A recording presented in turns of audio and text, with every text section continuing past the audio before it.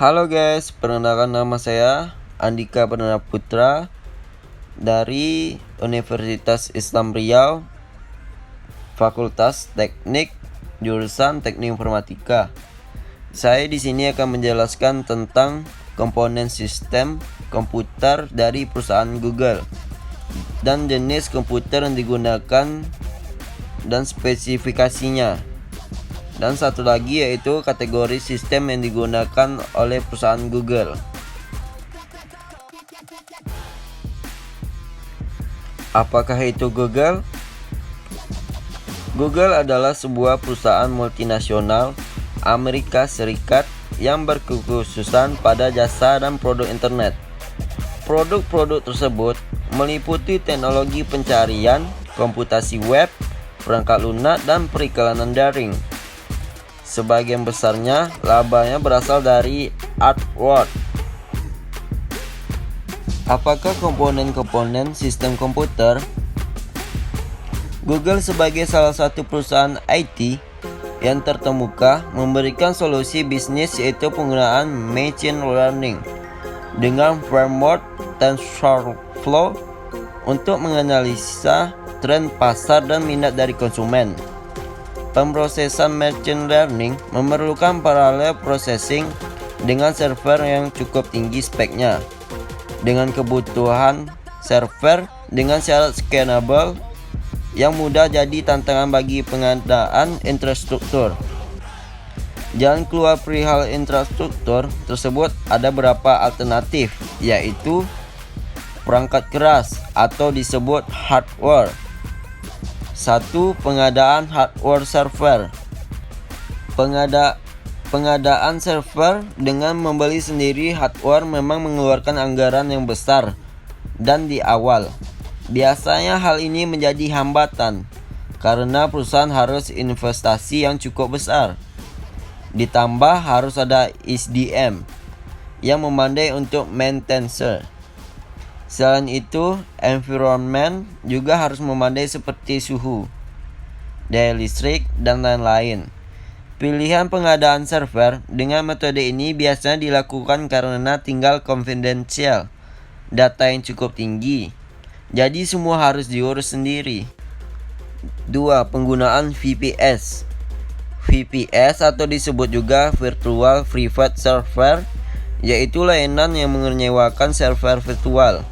VPS memungkinkan kita mendapatkan satu US secara privat. VPS disediakan oleh provider berupa satu server yang share dengan software virtualisasi seperti VMware, VirtualBox, Promox, dan lain-lainnya. Jadi, satu server biasanya di-share ke beberapa operating system. Satu US inilah yang disebut VPS. VPS memang lebih murah dibandingkan kita beli server hardware. Tapi VPS ada hambatan saat kita menginginkannya. Konfigurasi lebih saat hardware sudah tidak support. 3. Penggunaan cloud server berbasis Docker. Berbeda dengan VPS di mana satu server dibagi menjadi beberapa US, sedangkan cloud sebaliknya. Dari beberapa server digabung untuk dijadikan satu service, di mana virtualisasinya menggunakan Docker. Untuk perbedaan Docker dengan software virtualisasi seperti VMware, VirtualBox, dan lain-lain, yaitu software virtualisasi itu sebagai rumah, sedangkan Docker adalah apartemen.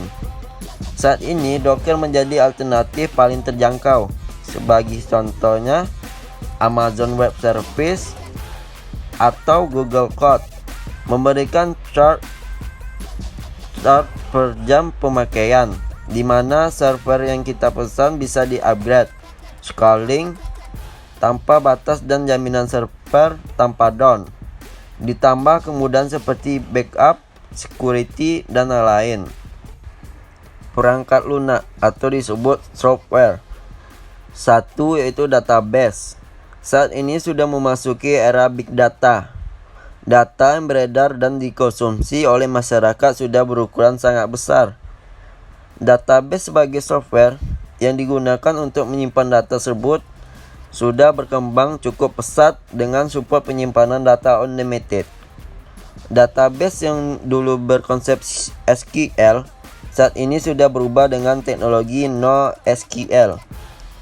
Perusahaan besar seperti Google, Facebook, LinkedIn, dan lain-lain sudah menggunakan NoSQL untuk sistem mereka.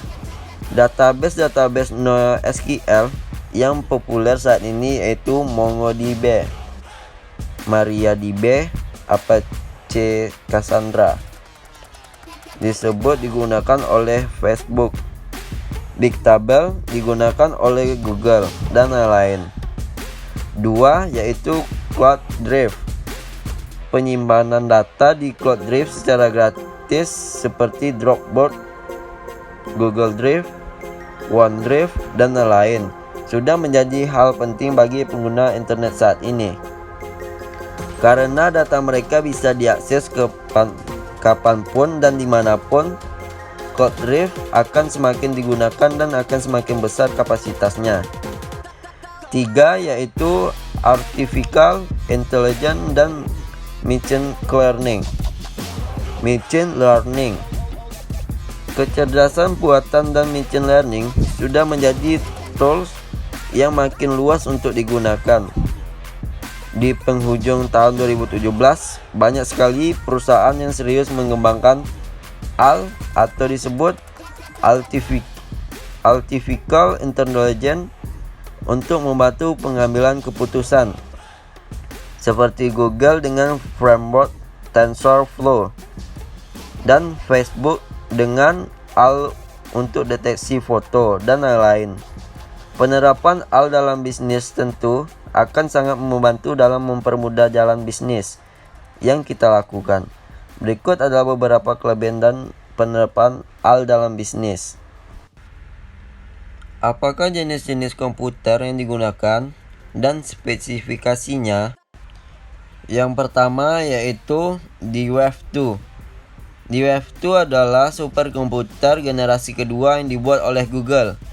Selain dengan NASA, Google bekerja sama dengan Asosiasi Riset Antariksa atau disebut USARA untuk membangun Quantum Artificial Intelligence Lab yang menjadi rumah superkomputer DWF2. Pembuatan superkomputer ini diperkirakan menelan dana $15 juta.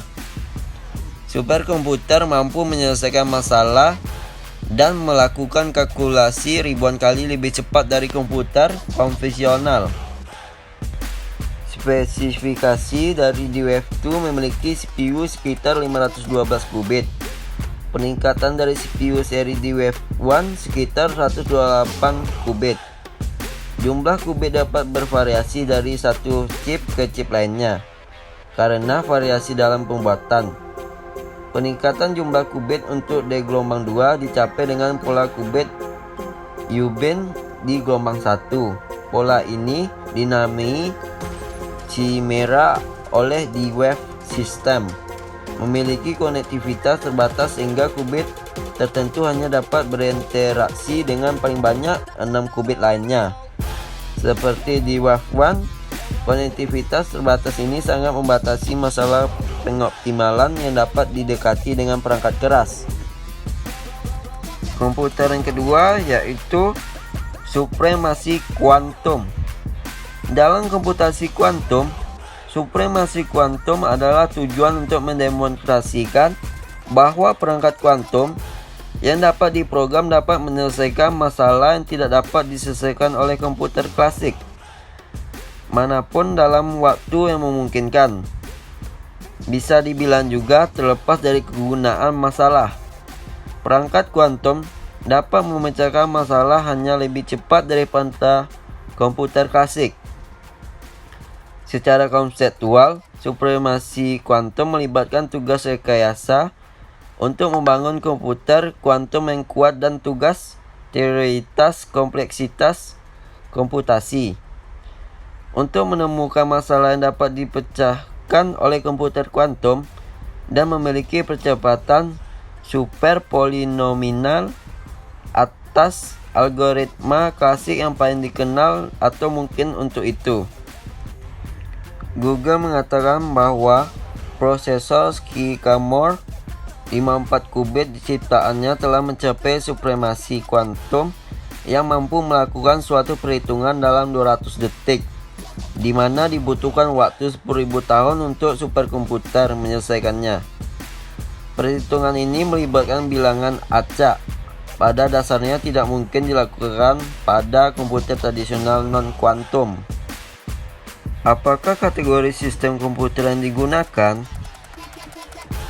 Yang pertama, sistem server jaringan, yaitu DNS server Google atau Google Public DNS.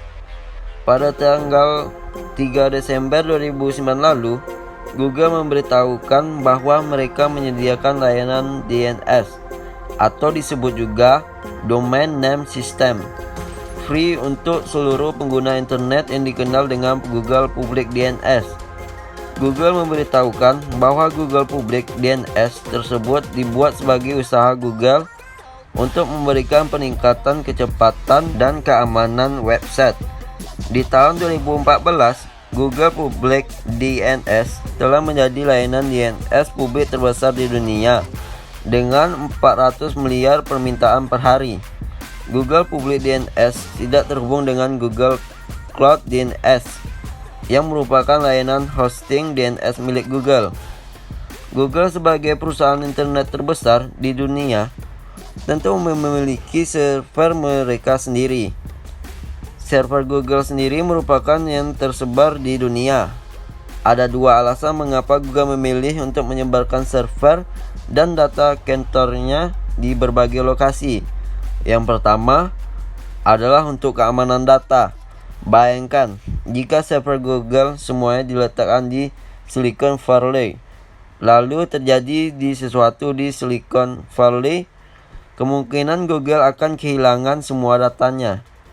Oleh karena itu, dengan cara menyebarkan servernya, Google telah menjaga keamanan datanya supaya data-data mereka tidak hilang ataupun rusak jika terjadi sesuatu pada salah satu servernya. Alasan keduanya adalah untuk kecepatan akses. Google diakses oleh hampir semua orang di seluruh dunia. Untuk mengirimkan data dari California ke Florida saja membutuhkan waktu yang lumayan. Bagaimana kalau Google mengirimkan data dari California ke Indonesia? Tentu butuh waktu yang lebih lama lagi. Jadi Google menyebarkan servernya di berbagai lokasi di dunia supaya orang-orang dapat mengakses Google dengan lebih cepat dimanapun mereka berada. Saat ini, Google telah memiliki 15 data kantor yang tersebar di Asia, Amerika, dan Eropa. 2. Sistem terdistribusi, yaitu sistem file Google atau disebut GVS atau Google VS. Jangan disamakan dengan sistem file GVS Linux. Adalah sistem file terdistribusi yang dikembangkan oleh Google untuk memberikan akses yang efisien dan andal ke data menggunakan kelompok besar perangkat keras komoditas. Versi terakhir sistem berkas Google dengan nama Sandy Colossus dirilis pada tahun 2010. GVS ditingkatkan untuk penyimpanan data inti Google dan kebutuhan penggunaan terutama mesin pencarian yang dapat menghasilkan data dalam jumlah besar yang harus disimpan. Sistem file Google tumbuh dari upaya Google sebelumnya, yaitu Big Files yang dikembangkan oleh Larry Page dan Sergey Brin pada masa-masa awal Google ketika masih berada di Stanford. File dibagi menjadi potongan berukuran tetap 64 MB. Mirip dengan cluster atau sektor dalam sistem file biasa yang sangat jarang ditimpa atau menyusut. File biasa ditambahkan atau dibaca. Ini juga dirancang dan dioptimalkan untuk berjalan di klaster komputasi Google.